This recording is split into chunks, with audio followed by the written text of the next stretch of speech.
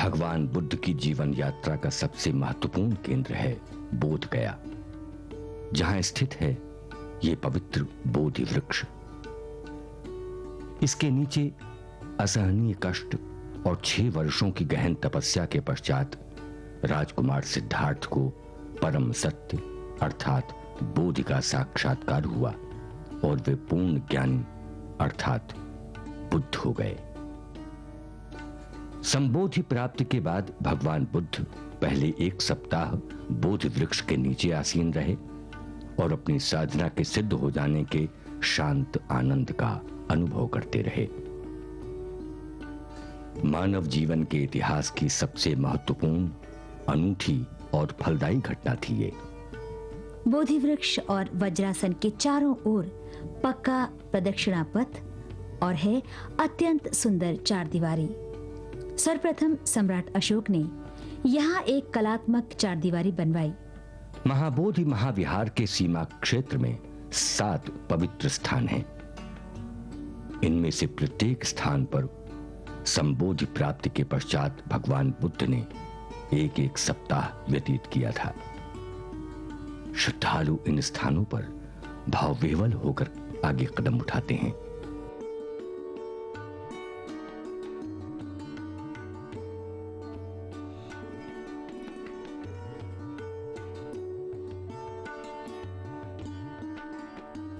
ये है अनिमेष लोचन चैत्य, जो उस पावन स्थल की याद दिलाता है जहां बोधि प्राप्ति के पश्चात भगवान बुद्ध ने दूसरा सप्ताह व्यतीत किया। इसी स्थान से भगवान बुद्ध आनंद विभोर हो बोधि वृक्ष को लगातार निहारते रहे।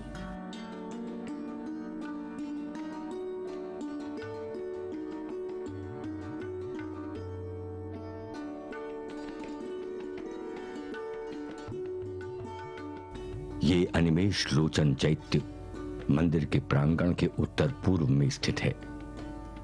इसकी बनावट मुख्य विहार से काफी मिलती जुलती है। चैत्य का निर्माण ईंटों द्वारा हुआ है और इस पर कुछ अत्यंत सुंदर कलाकृतियां बनी हुई हैं। यह सफेद चूने से पुता हुआ है। अनिमेष चैत्य में भगवान बुद्ध की प्रतिमा स्थापित की गई है। चैत्य का दर्शन करते श्रद्धालुओं का हृदय उस असीम आनंद की कल्पना करने लगता है जो भगवान बुद्ध को हुई होगी जब कई वर्षों के कठोर तप के पश्चात उन्हें परम सत्य की प्राप्ति हुई।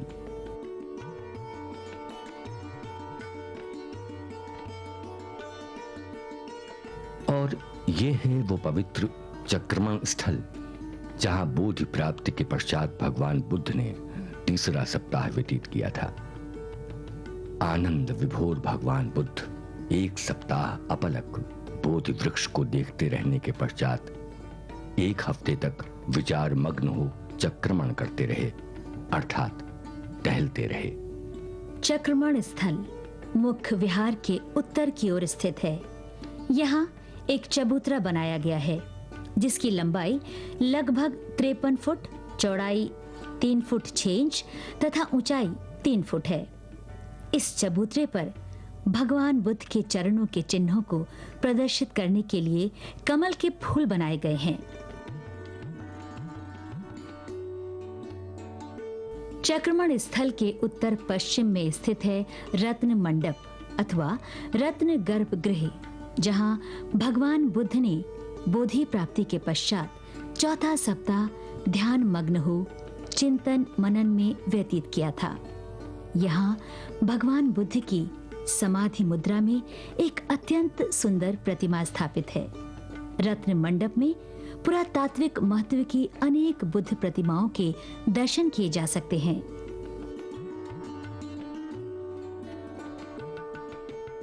बोधि प्राप्ति के पश्चात भगवान बुद्ध ने 5वां सप्ताह अजपाल निग्रोध वृक्ष के नीचे व्यतीत किया।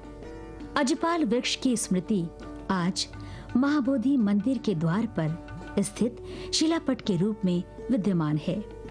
इस वृक्ष के नीचे भगवान बुद्ध 1 सप्ताह तक एक ही आसन में ध्यानावस्थ होकर बैठे रहे। कहते हैं इसी सप्ताह उनसे मिलने एक अभिमानी ब्राह्मण आया। भगवान को इस प्रकार ध्यानावस्थित देखकर वो चकित रह गया। वो अपने हाथ जोड़कर एक ओर खड़ा हो गया। फिर भगवान का संकेत पाने पर उसने पूछा, मनुष्य ब्राह्मण कैसे बनता है? और भगवान ने कहा, जन्म से अथवा श्रेष्ठ कुल में पैदा होने से कोई ब्राह्मण नहीं हो जाता। ब्राह्मण वो है जो सत्कर्म करता है, जो निरभिमानी, संचत, ज्ञानी, ब्रह्मचारी, परोपकारी हो, वही वास्तविक ब्राह्मण है। भगवान बुद्ध ने बोधि प्राप्ति के पश्चात छठा सप्ताह मुचलिंद झील के निकट बिताया था। भगवान समाधि अवस्था में थे। तब नागराज मुचलिंद ने उनके पूरे शरीर को अपने 7 फनों द्वारा ढक लिया, ताकि भगवान बिना किसी व्यवधान के अपनी समाधि में लीन रह सके। नागराज मुचलिंद ने 1 सप्ताह तक भगवान बुद्ध की धूप और वर्षा से रक्षा की तथा उनके ध्यान में कोई विघ्न न आने दिया। भगवान बुद्ध ने 7वां अर्थात अंतिम सप्ताह राजायतन वृक्ष के नीचे व्यतीत किया। इसी स्थान पर दक्षिण पथ से उत्तरा पथ जाते हुए त्रपुस और भल्लिक नामक 2 व्यापारी उनसे मिलने आए थे। कहते हैं इन व्यापारियों की बैलगाड़ी में जुटे बैल भगवान के निकट पहुंचते ही अकस्मात रुक गए और फिर तनिक भी आगे नहीं बढ़े। इन व्यापारियों ने भगवान बुद्ध से मधु और अन्य भोज्य पदार्थ ग्रहण करने का अनुरोध किया। भगवान ने वे भोज्य पदार्थ एक पत्थर के कटोरे में ग्रहण किए। त्रपुस और मल्लिक को बोधि प्राप्ति के बाद प्रथम बार भगवान बुद्ध को भोजन कराने और इस प्रकार उनके प्रथम उपासक होने का गौरव प्राप्त है। महाबोधि महाविहार लगभग 2री शताब्दी ईस्वी का बना हुआ जान पड़ता है। महाबोधि महाविहार के गर्भगृह में भगवान बुद्ध की भूस्पर्श मुद्रा वाली एक अत्यंत सुंदर और भव्य प्रतिमा स्थापित है। इस प्रतिमा पर सोने की परत चढ़ी हुई है। यह प्रतिमा सन 380 ईस्वी में स्थापित की गई थी। प्रतिमा की शांत करुणामयी छवि देखकर हृदय भाव विह्वल हो उठता है। इतने प्राचीन समय से आज तक ये प्रतिमा सुरक्षित है। ये निश्चय ही उसकी दिव्य शक्ति का प्रमाण है।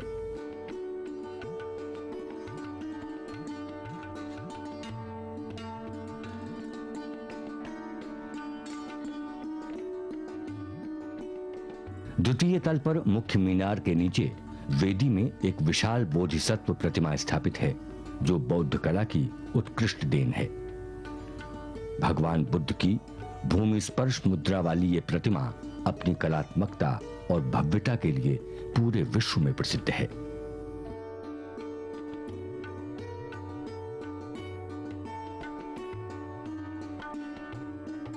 उत्खनन में अनेक चैत्य प्राप्त हुए हैं।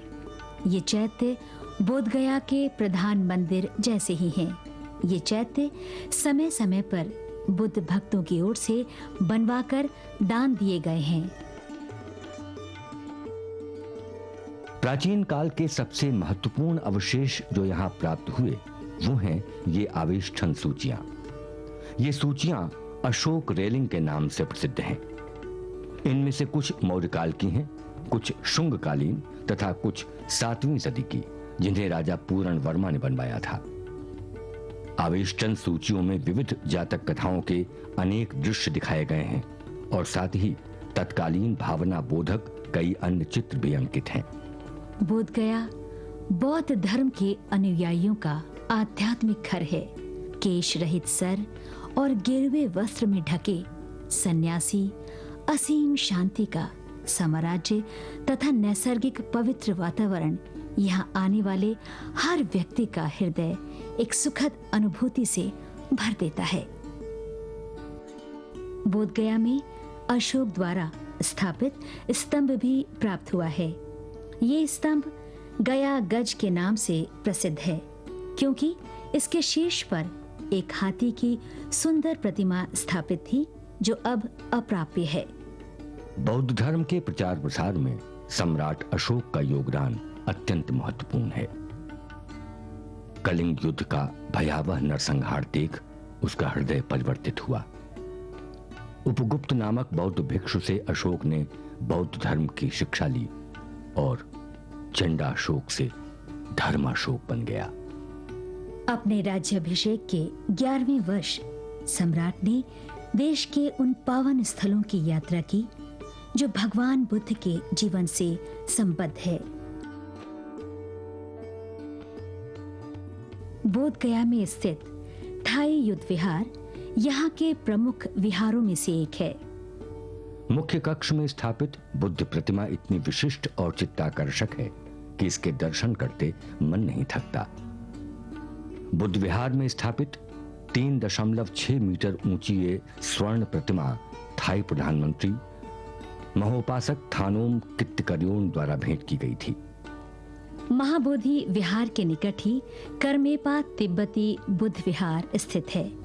तिब्बती चित्रकला से अलंकृत कग्युपा वज्रयान, वज्रमान विहार और महायान बुद्धिस्ट मॉनेस्ट्री की स्थापना 1938 में हुई थी। इसे ही करमेपा बुद्ध विहार के नाम से जाना जाता है। ये विहार तिब्बती बौद्ध धर्म के कग्युपा सेक्ट से संबंधित है। इस बुद्ध विहार के अंदर लगे चित्र तिब्बती शैली के हैं। ये चित्र सारनाथ स्थित मूलगंध कुटी विहार की कलाकृतियों के आधार पर बनाए गए हैं। ये है बोध गया में स्थित दाइजोक्यो जापानी बौद्ध विहार। यहाँ शाक्य मुनि बुद्ध की कांसे की बनी भव्य प्रतिमा साधनारत मुद्रा में स्थापित है। बोध गया में स्थापित शाक्य मुनि बुद्ध की भव्य 80 फीट ऊंची प्रतिमा भगवान बुद्ध की असीम आभा का प्रतीक जान पड़ती है। इस प्रतिमा को दाइजोक्यो सेक्ट जापान द्वारा स्थापित किया गया है। इस विशाल प्रतिमा का निर्माण 1984 में आरंभ हुआ तथा 5 वर्षों तक अनवरत चलता रहा। प्रतिमा का अनावरण परम पावन दलाई लामा जी के कर कमलों द्वारा 18 नवंबर 1989 को संपन्न हुआ। हैदराबाद में स्थापित बुद्ध प्रतिमा के बाद ये भारत में भगवान बुद्ध की सबसे ऊंची प्रतिमा है। ये प्रतिमा लगभग 1 हेक्टेयर भूखंड में स्थापित है। विशाल बुद्ध प्रतिमा के दोनों ओर भगवान के शिष्य सारिपुत्र और महामोगल्यान सहित 10 भिक्षुओं की मूर्तियां बनाई गई हैं। इस प्रतिमा की विशेषता यह है कि इसमें भगवान की आंखें खुली हुई दिखाई गई हैं। इस प्रतिमा को तराशने का काम बोध गया में ही संपन्न हुआ।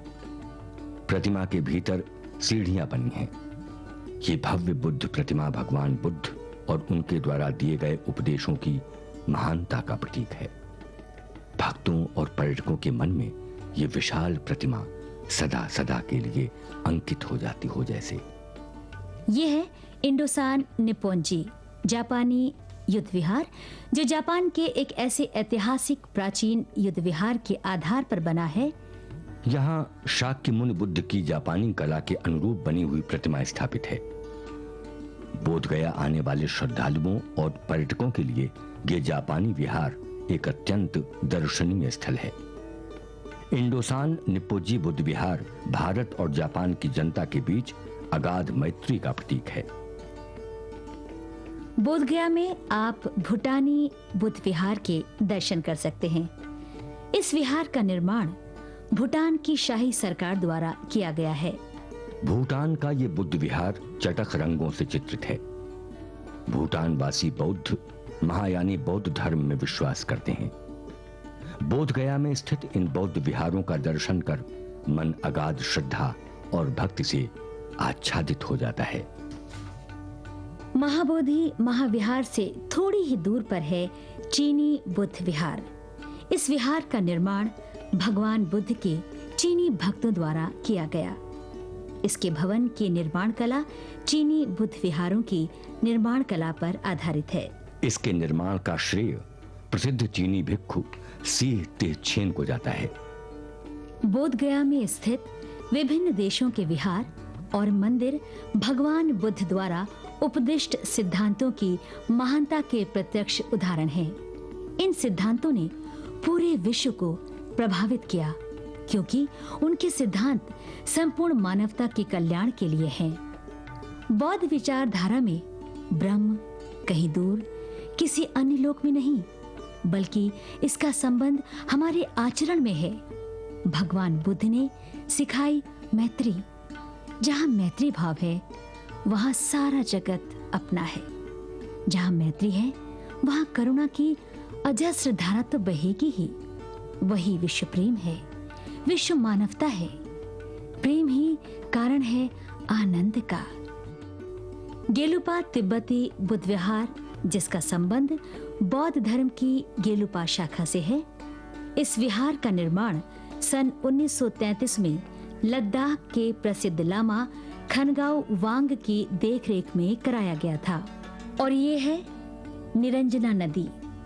यही बोधिसत्व ने व्रतों और उपवासों में विश्वास रखने वालों का अज्ञान दूर करने के लिए केवल एक बेर या अन्न का दाना खाकर महीनों तप किया, और उनका शरीर कंकाल मात्र रह गया। तब बोधिसत्व ने अनुभव किया कि केवल तपस्या के द्वारा ज्ञान की प्राप्ति नहीं हो सकती। तब उन्होंने भोजन ग्रहण करके तथा अपने दुर्बल शरीर को दृढ़ बनाकर अपनी साधना का मार्ग बदलने का निश्चय किया। निरंजना नदी में स्नान करने के पश्चात उन्होंने सुजाता द्वारा सोने के पात्र में दी गई खीर ग्रहण की, और वो पात्र उन्होंने निरंजना नदी में ये कहकर फेंक दिया था कि यदि उन्हें बोधि प्राप्त होने वाली होगी तो पात्र धारा के विपरीत बहेगा। और फिर हुआ भी ऐसा ही। इस विहार में भगवान को अति दुर्बल काया में दर्शाया गया है। सुजाता के साथ उनकी दासी पूर्णा की भी मूर्ति बनाई गई है। कुशा घास मंदिर उस घटना की याद दिलाता है जब शोत्रिक नामक एक घसियारे ने बोधिसत्व को इसी स्थान पर 8 मुट्ठी घास दी थी, जिसे बोधि वृक्ष के नीचे बिछाकर वे वज्रासन की मुद्रा में बैठ गए थे। इस घास के आसन पर बैठकर ही उन्हें बुद्धत्व प्राप्त हुआ था। ये है वो सेनानी ग्राम जिसके एक भूस्वामी की कन्या थी सुजाता। सेनानी ग्राम अब बकरौर के नाम से जाना जाता है। ये स्थान महाबोधि विहार से 1 किलोमीटर दूर निरंजना नदी के तट पर ही स्थित है। यहाँ एक टीले के उत्खनन कार्य के दौरान एक स्तूप नुमा भवन प्राप्त हुआ है। जनरल अलेक्जेंडर कनिंघम, जिन्होंने काफी समय तक इस क्षेत्र में काम किया, उन्होंने इस स्तूप को गंधावस्ती स्तूप ही माना है। इस पर भूमि स्पर्श मुद्रा में बुद्ध की मूर्तियां खुदी हुई हैं। इनके साथ पाली लिपि में देवपाल राजस्य सुजाता गृह लिखा है। इससे प्रकट होता है कि ये स्तूप राजा देवपाल के शासनकाल में बनवाया गया, और साथ ही ये सुजाता का गांव होने की भी पुष्टि करता है।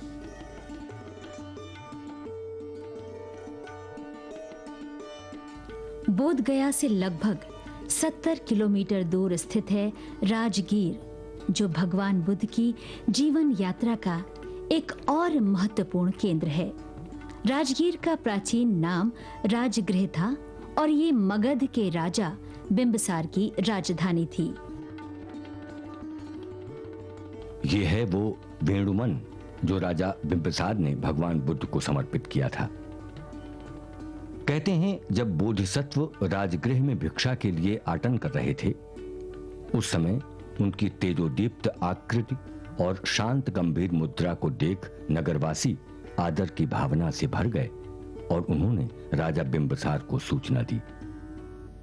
राजा स्वयं बोधिसत्व से मिलने आए। सन्यासी के तेजमयी व्यक्तित्व से वे इतने प्रभावित हुए कि उन्होंने अपना आधा राज्य बोधिसत्व को देने का आग्रह किया, पर बोधिसत्व ने नम्रतापूर्वक उसे अस्वीकार कर दिया। उन्होंने राजा को क्षणिक सुखों के दोषों से अवगत कराया और ये वचन दिया कि वे एक बार फिर राजगृह अवश्य आएंगे। और बोधि प्राप्ति के बाद वे दोबारा राजगृह आए। उनके उपदेश सुनकर राजा बिंबसार श्रद्धा और भक्ति से उनके समक्ष नतमस्तक हो गए। और उनके परम शिष्य बन गए। भगवान बुद्ध ने काफी समय राजगृह में व्यतीत किया। इसी वेणुवन के मध्य स्थित है करंड ताल। भगवान बुद्ध इसी में स्नान किया करते थे। सारिपुत्र और महाभोगदलायन के अस्थि अवशेष सर्वप्रथम यहीं एकत्र किए जाने का उल्लेख मिलता है।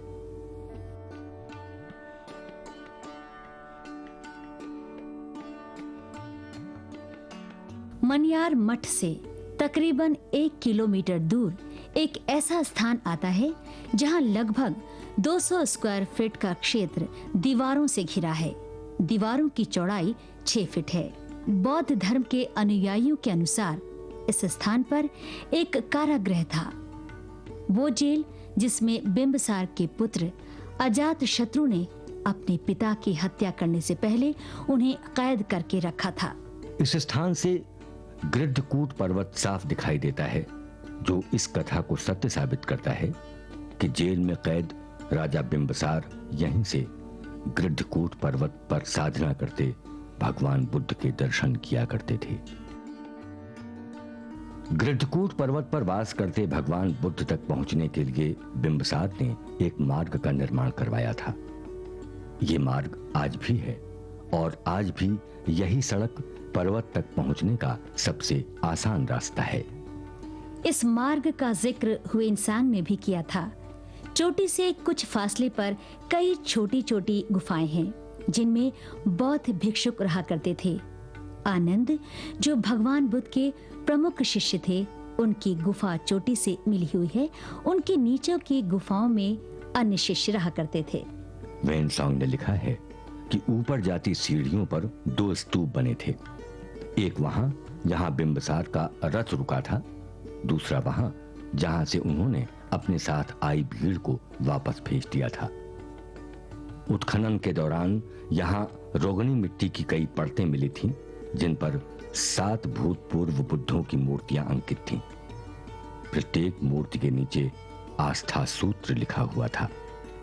गृद्धकूट पर्वत पर ही भगवान बुद्ध ने अपने प्रसिद्ध कमल सूत्र की व्याख्या की थी, जो मानव समाज को निर्वाण प्राप्त करने का मार्ग दिखाता है। और ये हैं जीवक आम्रवन विहार के अवशेष।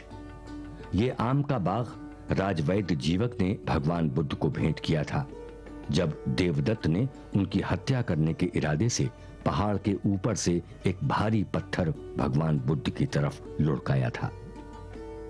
भगवान बच तो गए पर घायल हो गए थे।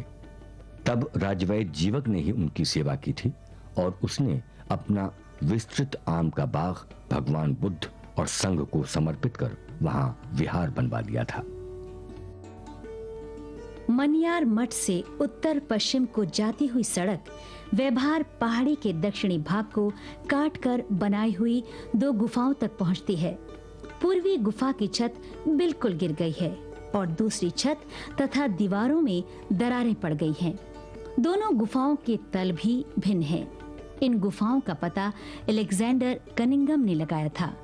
किंवदंतियों के अनुसार ये राजा बिंबसार का कोषागार था। राजगीर में आज भी देखे जा सकते हैं उस प्राचीन दीवार के अवशेष जो मगध के राजा बिंबसार द्वारा बनाए गए नगर को घेरती थी। प्राचीन राजगीर की ये बाहरी प्राचीर लगभग 40 किलोमीटर लंबी है। दीवारों का भाग पत्थरों का बना है। इस दीवार में 32 बड़े और 64 छोटे द्वार हैं।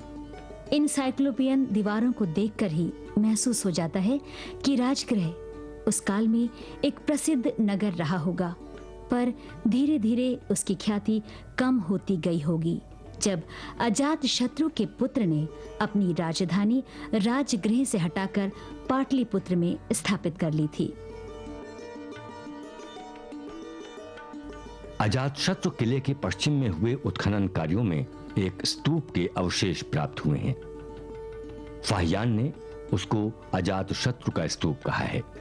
अजातशत्रु को भगवान बुद्ध के जो अवशेष प्राप्त हुए, उस पर यह स्तूप उसने बनवाया था। राजगीर में स्थित ये मठ मनियार मठ के नाम से प्रसिद्ध है। यहाँ भगवान बुद्ध से संबंधित मूर्तियां भी प्राप्त हुईं। एक मूर्ति पलंग पर लेटी माया देवी की है, जिसके ऊपर की ओर तपस्वी बुद्ध चित्रित हैं। यह है राजगीर का निप्पोजान म्योहोजी मंदिर।